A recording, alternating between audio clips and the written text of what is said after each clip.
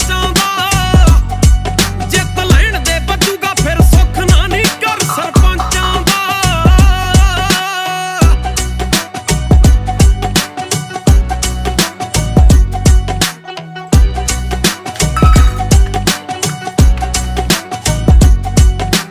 ਚਿੜੀਆਂ ਦੀ ਮੌਤ ਗਵਾਰਾਂ ਦਾ ਇਹ ਹਾਸਾ ਵੇ ਕੁੱਕੂ ਸਾਡਾ ਘਰ ਹੋਣਾ ਲੋਕਾਂ ਲਈ ਤਮਾਸ਼ਾ ਵੇ।